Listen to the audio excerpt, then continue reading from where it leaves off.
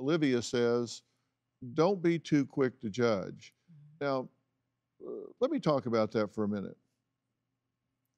I wasn't there, and you weren't there, and we know now what happened.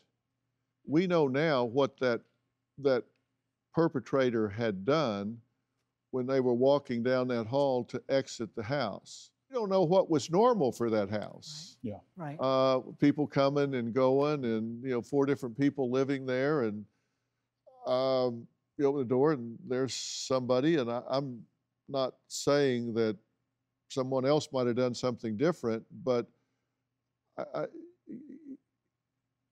she deserves grace. People have different responses when you don't know where they are. Right. I'm just saying I wouldn't be too quick to judge a young person in that situation when we know 4 murders have just been committed. She doesn't know that. She just knows there's somebody going by in the hall out there, and sometimes you maybe mind your own business. I don't know what the norm is for that house.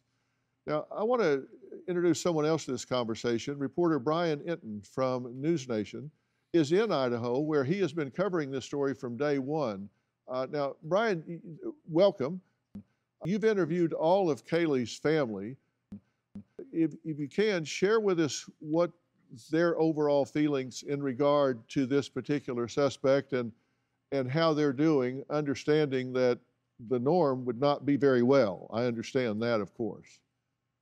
Yeah, they say, Dr. Phil, that they felt a sense of joy and relief when the arrest was made, obviously, because they've been living on edge, worried with this person still out there. So initially felt relief, but now feel this feeling of just being overwhelmed. I mean, I was in the courtroom here in Moscow, Idaho. It's a small courtroom. The family was there when Bryan Kohberger was brought in. They were sitting just about 5 to 7 feet away from Kohberger. So they just felt so overwhelmed by being that close to the man accused of killing Kaylee. And just sort of this feeling that now they've got to go through the whole court process. They say they want to be at every single hearing, and just knowing how difficult that's going to be moving forward. But you were talking about the surviving roommate. They are standing by her right now. You heard Kaylee's sister Olivia say it, Dr. Phil. They don't want people to judge that roommate right now, saying that no one was in her shoes and no one knows exactly how they would have reacted in that situation.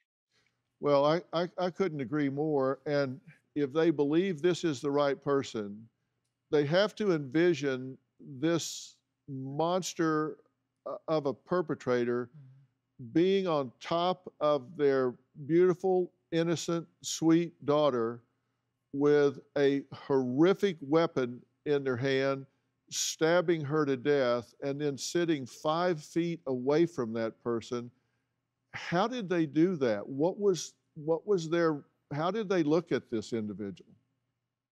I mean, they're an incredibly strong family. I can say that. I've been talking to them since the beginning of all of this because we've been on the ground here in Idaho. And I think this is probably the most challenging part. I mean, Kaylee's mom, Christy, was visibly emotional during the whole thing.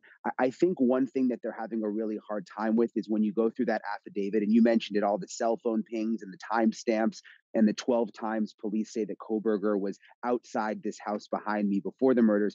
The family is going back and looking at text messages and phone calls that they had with Kaylee talking about baking recipes.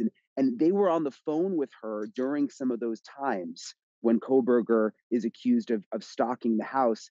And that's been really, really hard for them, matching up those happy times with Kaylee with knowing that, according to police, Kohberger may have been right outside. Do you have a story or a question for me? Click the link in the description and tell me what in the world is going on.